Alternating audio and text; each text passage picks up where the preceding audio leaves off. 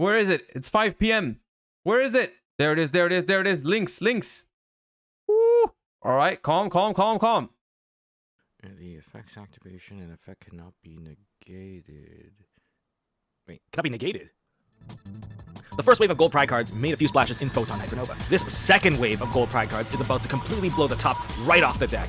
The race of Gold Pride continues in Cyberstorm Access.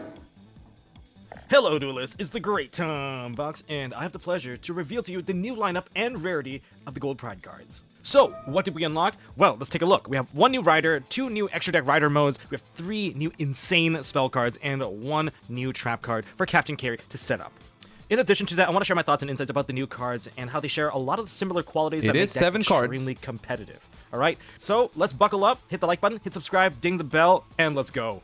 First up, let's go with the Secret Rare, our newest rider in the race. We have Gold Pride Rollerballer. You might be wondering, why is this card? Level 5. Psychic. If your life points are lower than your opponent's, you can special summon this card from your hand. During the main phase, you can fusion summon a Gold Pride fusion monster from your extra deck. Using monsters from your hand or field as material, you can only use each effect of Gold Pride Rollerballer once per turn, okay?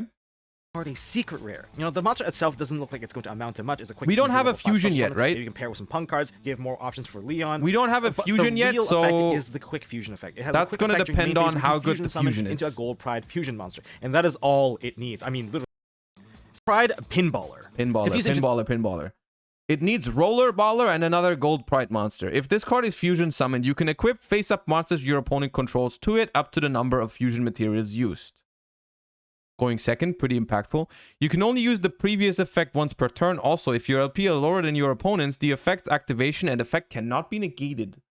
Once per turn during the end phase, if the previous effect was activated this turn, return this card to the extra deck, and if you do, special summon a Rollerballer from deck or grave.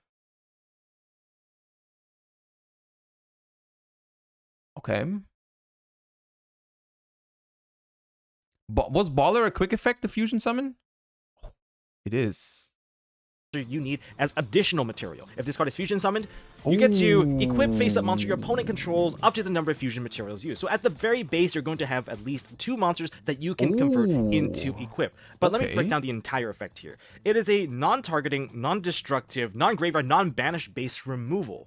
Oh, and I guess the part I left out is it can't really be negated. If your life points are lower than your opponent's, which is very, very common, especially in a Gold Pride Punk deck, the activation and its effect cannot be negated. Which means if this monster comes out, your board is about to get completely rolled 2 or more to equip. Okay, nice. Yeah. I get it. Carries extra. I need to see the recipe more. does not actually require a Captain Chariot Carry, 2 level 3 monsters. You can detach a material from this card, add a Gold Pride spell from your deck to your hand. Then, if your life points are lower than your opponent's, you can send a Gold Pride monster from your deck to the graveyard. You can only use the previous effect of Gold Pride Chariot Carry once per turn. Once per turn during the end phase, if the previous effect was activated, return this card to the extra deck. Special summon Gold Pride Captain Carry from deck or graveyard. I would have to recap the Gold Pride spell cards, but that seems decent. Carry, it can use any 2 level 3 monster, and you can. That seems pretty good if the spell cards are good, but I'm pretty sure that the Secret Rare spell card was add okay. a Gold Pride spell from your deck to your hand, and if your life points are lower, you can also send a also Gold we Pride get more monster spells into the graveyard deck. Spell cards gain action, reducing that particular line of action. Gold Pride that came out of nowhere. Special summon a Gold Pride monster from your hand or grave. Then your opponent can special summon a monster from their hand or grave to their field, but negate its effects. You can only activate 1 Gold Pride that came out of nowhere per turn. That's good, I think. It only negates your opponent's monster, right? It does not negate your monster. But it's a quick play reborn to reborn the guy that quick fusions the fusion monster. It's not like a broken card, but it's a solid search target as a one-of, I think. Maybe even more as an extender, but like it's an okay card for sure.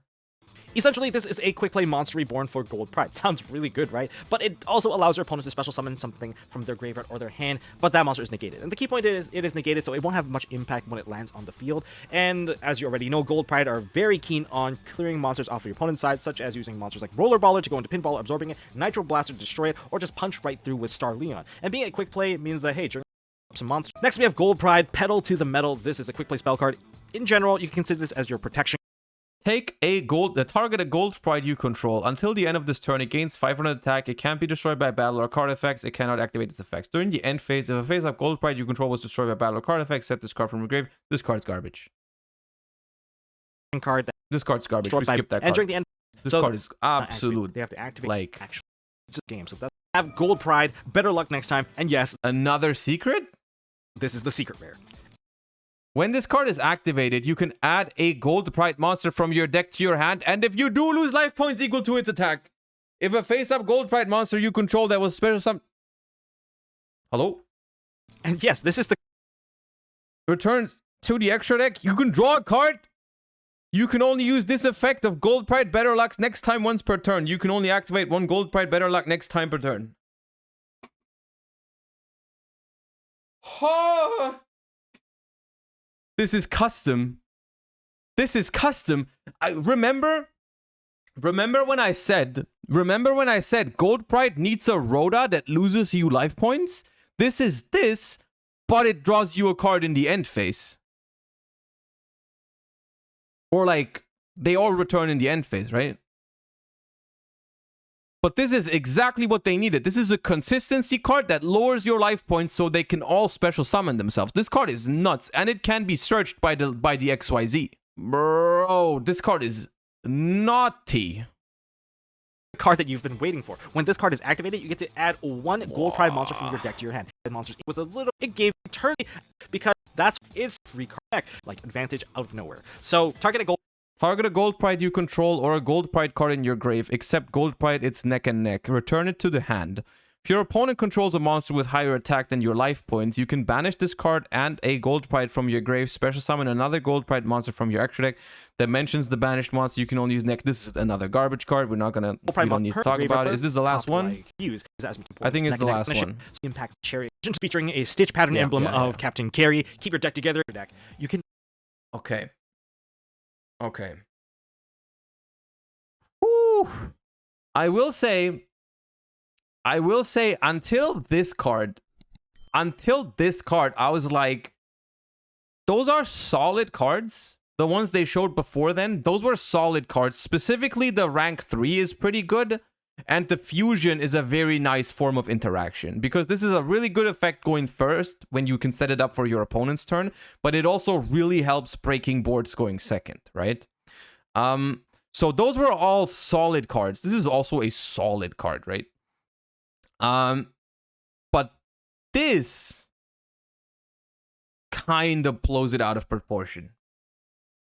I think this is what they needed. This is exactly what they needed. I think we're gonna take some time tomorrow to lab some Gold Pride Punk. Gold Pride Punk might be a thing. No punks could even be better. I'm not sure if we could play no punks because without punks we still only have this as our starter to put our life points lower. I'm not sure if you can play without punks, but read the trap again. It has a graveyard effect. Bro, the graveyard effect starts with if your opponent controls a monster with higher attack than your life points. You say it has a graveyard effect. I say no, it doesn't. No, it doesn't. You're never activating that effect. It does not have a graveyard effect. Okay? You take that back. The trap is garbage. This spell is garbage. But the other cards are pretty solid. The other cards are pretty solid. Specifically, of course, this thing. So, is it going to be a top tier deck? Impossible to say yet. Impossible to say, really. But if it ever had a chance at being good, this card is what it needed. This card is exactly what this deck needed. Like, this was the first thing I said. This is the first thing I said last time with the first wave. I said they need a spell card that's consistency and lowers your life points to make sure you can have the ability to special your gold prides. This is that card. Right? I still don't know how well I see this deck play going second, for example, because if your opponent goes first and they stop your Zeamin from hitting the board, or they stop this card with a Rysard banish and you can't actually get your life points lower than your opponent's, then that might be pretty toxic. Also, the mirror match of this deck, I feel like, would be a nightmare, because if your opponent goes first and pays life points, your entire deck just falls apart. You know what I mean? Like, if I go first, I pay a bunch of cards, like I pay a bunch of life points, and you go second, your entire deck just does not work, right? So that seems kind of like a toxic interaction in the mirror match. But yeah. Yeah, I mean, let me quickly, let's check card market. Let's check what happened on card market. That's a fun experiment.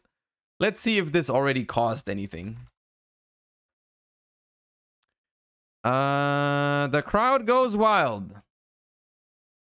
From Germany has gone from an average of $5 to 12 or 11.50. I see. What was Gold Pride? What was that card even again? Reveal a Gold Pride in your hand, add a Gold Pride with different name from deck to your hand, then you can apply special summon a Gold Pride from your hand, but lose equal life points equal to its original attack. Okay, that's another card that lowers your life points, so you have more now. Okay. And then Leon went from 7 to 15. Carrie is still chilling at down here. It still remained to be seen. I don't know. I think it is too early to tell whether that makes it a top tier deck. What about the Starlight? Starlight Carry. Oh, that probably was not that expensive beforehand. Oh yeah, that was like a $100 card. Yeah. It was not 140. Definitely not. That is definitely more exciting support than other TCG exclusive archetypes have received in the past. I wish Libromancer got that treatment, but it is what it is. I actually think Gold Pride, if anything, let's move aside for a second whether this is going to be top tier or not, because I'm not convinced that it will be, but it could be good. Let's talk about the design of this, because I think this is looking like a pretty pog design. This is looking like a pretty fun deck, you know? Like, get your life points lower than your opponent by paying for some card effects, special summon your extenders, have a couple of cool interactive cards. There's no, like, negate your opponent's entire thing, or, like, just go second in OTK kind of cheese strategy. It seems like a pretty cool, balanced out strat where, like, you summon your monsters from the extra deck, you get their effects, you tag out in the end phase back into their pilots and do some cool stuff like that. Feels cool, okay? I think that feels like a cool archetype. Of course, decks that pay life points have the inherent downside of the time rules, which is something that remains to be seen, right?